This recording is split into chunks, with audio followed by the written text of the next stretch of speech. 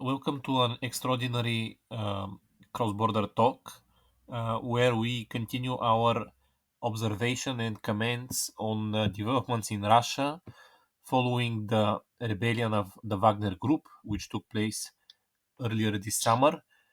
And we have very contradictory information about the death of Evgeny Prigozhin and his people in a downed or somehow accidented airplane.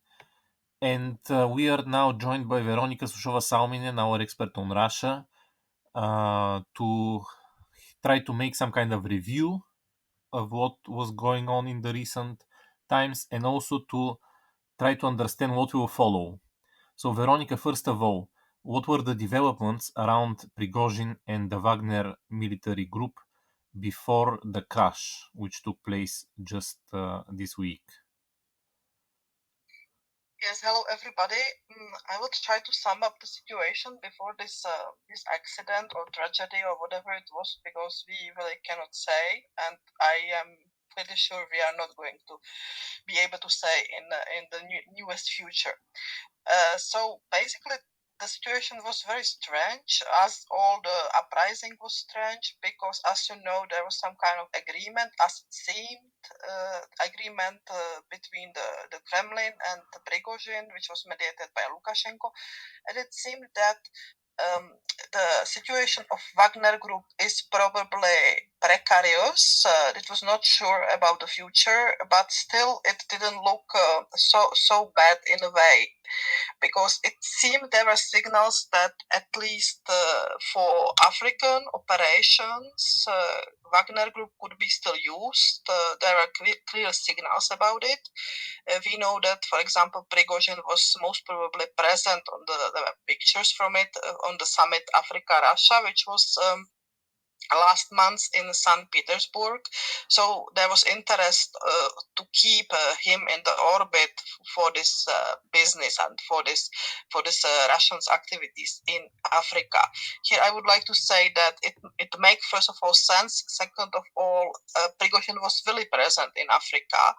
And some Russian media outlets were already informing before that there was a substantial business behind this. This substantial business involved not only military presence in several African countries, but also business with gold. If I remember correctly, it was in Sudan. There was a huge business in Sudan. But Prigozhin became also an important player in the, let's say, like African politics, because he was owning several firms which were involved in communications, in media landscapes, and in other kind of political influencing business in several of these African countries. So he was important player, and many also believed that most probably this is the reason why he was, not punished immediately or not punished at all after the uprising, because this business was seen as important. As you know, in Russia, the future of the Wagner Group was not so sure, because they moved them or settled them to Belarus for some time. But what will be the future of Wagner Group in Belarus was not clear.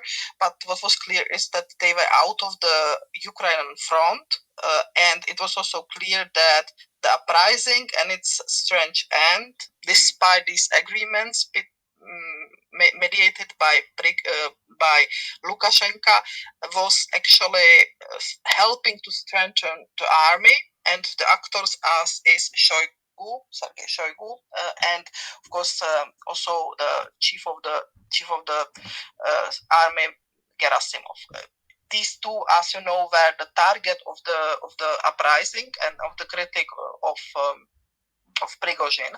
So the results of the uprising in the last 2 months was that nothing changed about the position of Shoigu, basically. Nothing changed about Gerasimov, and which I was predicting, because Putin would never act under such pressure and start to do some kind of changes. And the third thing is the fate of the General Surovikin. As you know, General Surovikin was one of the allies of Prigozhin in the army. As we know, so far he was taken out of the position informally first. He was probably in some kind of home arrest, as it seemed, and under the investigation. And now, I think it was one day before this crash of the plane, he was fired from the position of the commander of the Russian air forces, and all the commanding officers of the air forces were also taken down. So there is going on evidently some kind of purge in the army. And I would add that most probably Shoigu and Gerasimov were also able to hold the position and do this offensive against Prigozhin and others who were criticizing them, because the development on the front in Ukraine is at least going on not so bad as many expected without Wagner. So this kind of belief that Wagners are super effective and super important and they do better job than the regular army was actually crushed also there, because the regular army was at least able to hold the counteroffensive of Ukraine. Okay, you already discussed about the military elite and how it reacts or changes in these circumstances, but how are the deaths of Prigozhin and the leaders of Wagner reflecting on the Russian political system and elites? To what extent it is a significant change?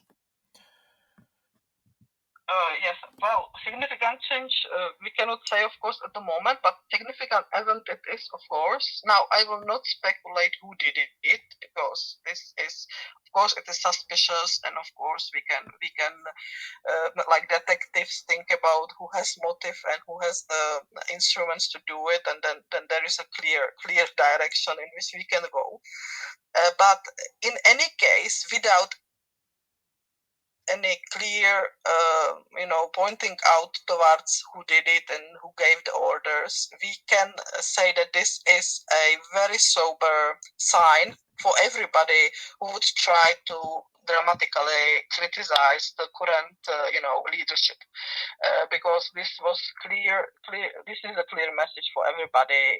Even the precarity or the big question marks around why it happened, and was it accident, was it terrorist act, was it really assassination or execution? We can say it could be even seen as execution, as the delayed punishment for the betrayer, because this was seen in Kremlin as betrayer. It was clear, the uprising, I mean, and this public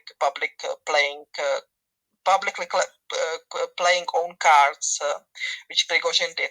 So it also seems like cutting off head of the snake, because there was not only Prigozhin, there were also other important people from the Wagner Group who died there. So in this sense, this will have also consequences for the Wagner Group itself. But for the elites, this is clear message that they shouldn't criticize and they shouldn't try anything, because it can end in such a violent end. So from this point of view, it's an important message, regardless who did it and how it happened, and if it was really assassination or not. I would also say that it is significant event, because we have to take into the account that now it's starting presidential campaign already, because presidential elections are very near, and some observers are saying that this time is very important, because within the preparation for the elections, and even we can criticize that, if this is real elections and how far there is the choice, because it seems that Putin will again be the candidate, and again is aiming to win. There is definitely the fights within the elites about the agenda. What will be on the agenda for the next period of Putin, what will be the priorities. And some say that, of course, there is the natural conflict between those who are supporting the abnormality which brought this war in, and continuation of the war in Ukraine without any searching of real settlement, even compromise. And then there are those who are searching for compromise and who would prefer to to end the war and more focus on the development economics, on these things. So this is everything happening behind, this is not public issue. In normal democratic country, there would be some kind of discussion, maybe suppressed, because we see that in the West also with the war, a lot of limits of discussion became clear, but still in Russia this is very hidden. So we just have some hints. We know that there are some groups who are hiddenly against the war and would prefer some kind of compromise because they are afraid about the future. And this is also the significant, I think, event for those radicals, because you could see also these last 2 months that the Kremlin is not totally happy about these radicals. They were useful for them, part of the military campaign and so on, for mobilization, for the job done and so on. But when they started to grow more and more, criticize the official leadership, more criticize the step of official leadership without having really any political responsibility, then you could see that Kremlin decided to crush them. This is, by the way, the other case which I should mention. Last month in July, Igor Strelkov was taken into the custody for 2 months. He is under the investigation for support of political extremism publicly. And as you know, Strelkov or Girkin, he is another radical, very near to Prigozhin. The problem was that there was between them the personal conflict because of ambitions they both had. But the ideology behind the ideas were same. It was the radicalization of war in Ukraine, continuation of war in Ukraine. If you would do it better than you, we would, use more radical measures to win this war and so on. So there is also the sign. This is also the clear sign that those who are too radical should, chill out and stop to push this because it is dangerous for them and it's not accepted. Okay, and what will happen now with Wagner in Russia and with its operations in Africa? The future of Wagner Group is, I think, very open question and very precarious at the moment. We have seen in last 2 months that Wagner Group operations in Ukraine were basically on hold. You know that they moved to Belarus, and the future in Belarus became also kind of foggy. It was not clear what Lukashenko wants to do with them and what's the plan actually, what they can do. And it was clear that nobody wants them on the Ukrainian front anymore under such conditions as before. So I would guess that if these units will somehow continue, then they will be strictly under the command of the official army, undersigning these contracts because of which the military uprising in June happened. And I think that it's also a question how much this business model will work without Prigozhin, or if it has even some future. I don't know how it was structurally organized, how much Prigozhin himself was important or substantial for running of this business. So in Russia and Ukraine, it is pretty much, I would say, clear that without integration in the army, they don't have any future. In Africa, this will be more, I would say, more open also, but here it will be important how much this business was important for Kremlin, how will react the African leaders, because you know that they are operating them because of the agreements with particular African leaders in particular African countries. Um, it seemed the last 2 months that this African part of business is not so much under the pressure like in the case of Russia and Ukraine. But again, it's very difficult to say if they will replace them or how much they will change the status of Wagner Group. You know, it was effective also in the sense that Wagner Group, as I was telling in other interviews, was working totally in the gray zone. Wagner Group as a private military organization in Russia doesn't exist legally. There is no laws for this. They are not registered really properly, and so on and so on.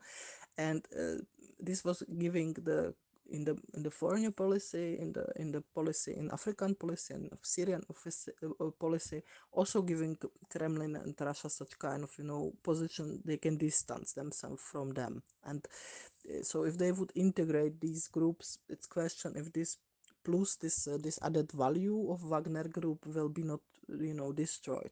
So here this is a huge question, and I really cannot predict in which direction they will go, and I think it will be really interesting to see it. And we've also see how much Prigozhin himself was important for this business, and how much they will be able to, you know, react somehow flexibly, with flexibility on this happening. So also the question is, how will the Wagners react on the death of the leader, which now there are some signs, but it's very difficult to comment them because you don't know how far it's widespread opinions, you know, that we will do the revenge for our leader and so on and so on. So it is an open question. I'm sorry I cannot give any any clear and 100% answer about the future of Wagner Group. But we have to basically wait for the next developments, and we can probably return to this topic later.